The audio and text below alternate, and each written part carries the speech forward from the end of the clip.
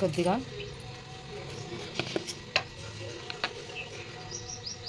కారం,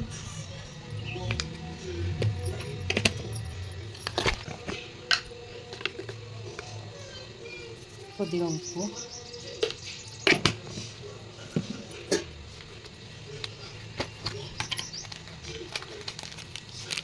కొద్దిగా బిర్యానీ మసాలా వేసుకొని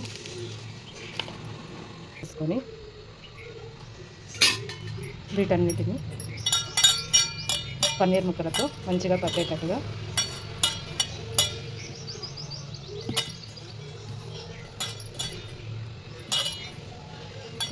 మిక్స్ చేయాలి. ఆయిల్ కొంచెం హీట్ అయింది. హీట్ అయిన ఆయిల్లో పన్నీర్ ముక్కలని వేసుకొని కొద్దిగా గోల్డెన్ బ్రౌన్ కలర్ వచ్చేదాకా వేగనివ్వాలి.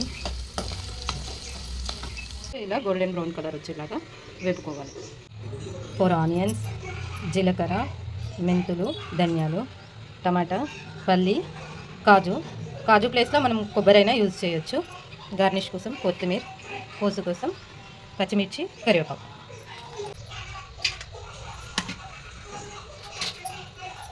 కొద్దిగా గోల్డెన్ బ్రౌన్ కలర్ వచ్చేదాకా వేపుకోవాలి.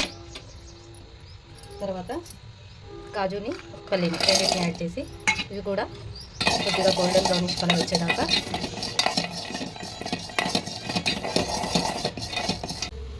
ఆనియన్స్,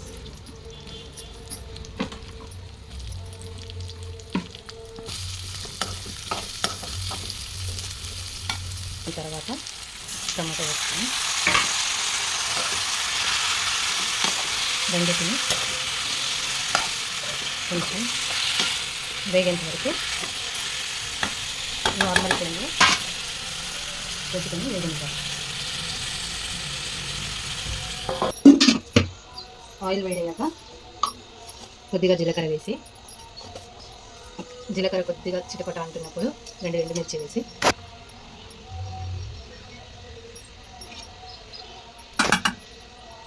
కొద్దిగా వేగినాక ముందుగా కట్ చేసి పెట్టుకున్న ఆనియన్స్, పచ్చిమిర్చి, కొత్తిమీర, కరివేపాకు వీటన్నిటిని వేసి మిక్స్ చేసి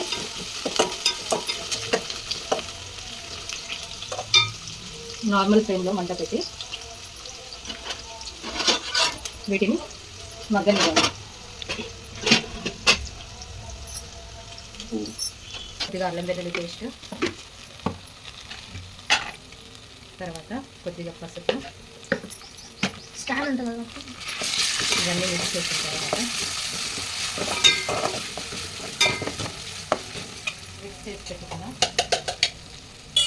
ఉల్లిపాయ టమాటా మిశ్రమాన్ని దీంట్లోకి వేసుకోవాలి.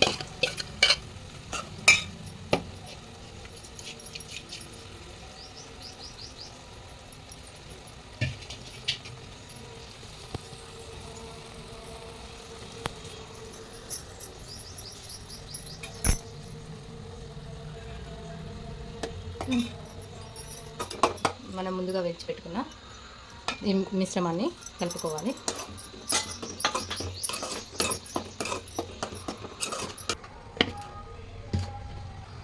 వేసి కలుపుకొని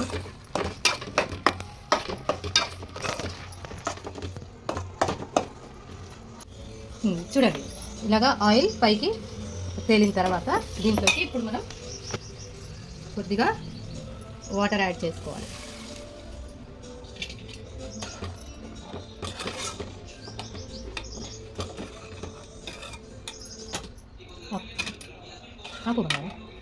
తున్న మిశ్రమంలోకి ముందుగా వేయించి పెట్టుకున్న పన్నీర్ని యాడ్ చేసుకోవాలి. పన్నీర్ యాడ్ చేసుకున్న తర్వాత ఇలా కొంచెం కలుపుకొని ఇప్పుడు మీడియం ఫ్లేమ్లో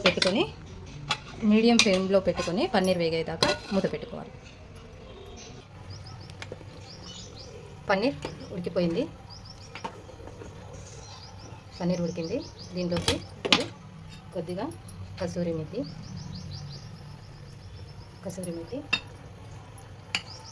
కొద్దిగా బటర్